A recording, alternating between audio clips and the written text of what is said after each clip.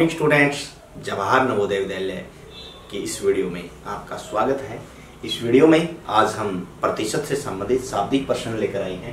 देखिए किस प्रकार से शाब्दिक प्रश्न जवाहर नवोदय विद्यालय की प्रवेश परीक्षाओं में आते हैं और किस प्रकार से उनको शॉर्ट ट्रिक से हल करना है, ये भी देखना है हमें। पहले प्रश्न को देख लेते हैं। पहले प्रश्न में टमाटर के भार में 90% पानी होता है, 25 किलोग्राम टमाटरों में पानी का भार होगा। देखो 90% उसके अंदर पानी है और 25 किलोग्राम टमाटरों में कितना पानी का भार होगा। सीधा सा हम निकालेंगे कि 25 किलोग्राम में कितना, 90% सब में है ना वो, तो जितनी जीरो कट रही है उतनी काट देंगे, बाकी ऐसे कैसा छोड़ देंगे। अब गुना करेंगे, 25 में 225 किलोग्राम है, लेकिन नीचे देखो 10 बचा हुआ है, 10 में एक जीरो है तो पीछे से एक अंक छोड़ के यहां दशमलव लगाना है, तो 22.5 किलोग्राम उस 25 किलो टमाटरों में पानी होगा। 22 किलोग्राम, 500 ग्राम भी बोल सकते हैं, और 22.5 किलोग्राम। ठीक है। प्रश्न नंबर 2 में देखिए, एक कक्षा में 15 लड़के व 10 लड़कियां हैं। कक्षा में लड़कियों का प्रतिशत। अब लड़कियों का प्रतिशत उसने कक्षा में पूछा है, तो कक्षा में पूछा है तो हमें कक्षा में विद्यार्थियों की संख्या पता होनी चाहिए। अब कक्षा में विद्यार्थियों की संख्या अकेले ना लड़के होते हैं ना लड़कियां, दोनों को मिला के ही होते हैं ना। लड़के हैं 15, लड़कियां हैं 10, तो लड़कियां और लड़के मिला के कुल छात्र कितने हो गए, 10 और 15 है 25 हो गए। अब लड़कियों का प्रतिशत ज्ञात करना है, तो लड़कियां हमारे पास कितनी हैं, 10। हमेशा प्रतिशत ज्ञात करने के लिए जिसका प्रतिशत ज्ञात किया जाता है वो ऊपर आता है, और उसके हर में जो कुल होते हैं, यहाँ पे कुल छात्र दे रखे हैं, कुल संख्या जो भी होगी वो आएगी कितनी, 25, और गुणा में प्रतिशत ज्ञात करने के लिए 100 हमें गुना करना पड़ेगा। ठीक है। यहाँ से 25 एकम 25, 2500 का 100, 40% लड़कियां हमारे पास इस कक्षा में हैं। ठीक है। सीधी सी बात है कि जिसका प्रतिशत ज्ञात करना है बटे कुल जितना भी है और गुणा में 100% के लिए। प्रश्न नंबर 3 थोड़ा ध्यान से देखें कि एक विद्यार्थी पहले टेस्ट में 25 अंकों में से 18 अंक व दूसरे टेस्ट में 25 अंकों में से 22 अंक प्राप्त करता है। उसने दूसरे टेस्ट में पहले टेस्ट से कितने प्रतिशत अधिक अंक प्राप्त किए, कितने प्रतिशत अधिक अंक।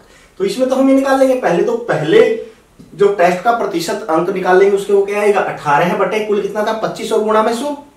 देखो तीसरे सवाल का हमें पहला निकालना है 18 बटे 25 गुणा में 100, तो यहां से निकाल लेंगे 18 चौके 72% पहले में, और दूसरे में 25 में से उसने 22 अंक प्राप्त किए हैं, तो 22 बटे 25 कुल 25 था ना, और गुणा में 100 यहां से निकाल लेंगे। 25 एकम 25, 25 चौके 100, 22 चौके 88%।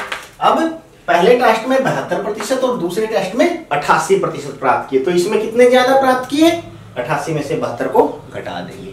यह है इसका सीधा तरीका निकालने का। 88 में से 72 गए, 16% अंक प्राप्त किए। लेकिन यदि शॉर्ट ट्रिक लें, बिल्कुल शॉर्ट, हमें दोनों ना निकालना पड़े, तो हम क्या करेंगे, पहले टेस्ट में अंक कितने हैं, 18 है, दूसरे में कितने हैं, 22। हम यहीं से देख लें कि कितने ज्यादा है, 4 ज्यादा अंक है ना, और दोनों 25 में से हैं।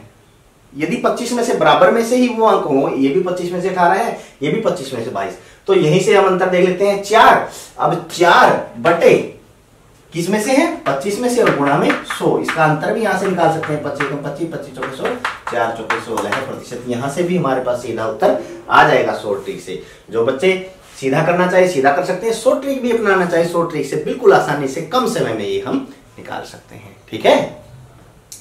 प्रश्न नंबर 4, मोहन की मासिक आय रुपए 1500 है। वह मकान के किराए पर 200 रुपए, शिक्षा पर 500 रुपए व अन्य वस्तुओं पर 350 रुपए व्यय करता है, तो उसकी बचत प्रतिशत ज्ञात करो।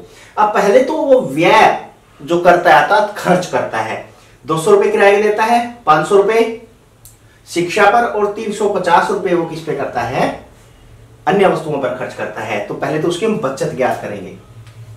बचत कितनी आ जाएगी, 1500 जो उसके पास रुपए हैं कुल, उसमें से जो खर्च करता है, खर्च देखो कितना करता है, 200 और 500 700, 700 और 350 1050, 1050 वो खर्च कर देता है, तो उसके पास 450 रुपए किसके बच गए, बचत के बच गए।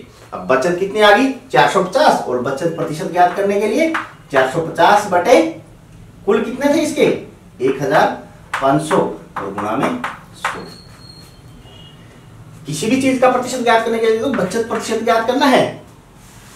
तो पहले तो बचत निकली है, फिर बचत बटे कुल आय जितनी थी 1500 और गुणा में 100। यहां से 2 से 2 कट जाएगा, 15 एकम 15, 15 3 45। तो कितने प्रतिशत बचत हुई है उसकी? आय से 30% बचत हुई है। ठीक है, बिल्कुल आसानी से हम इस प्रश्नों को निकाल सकते हैं।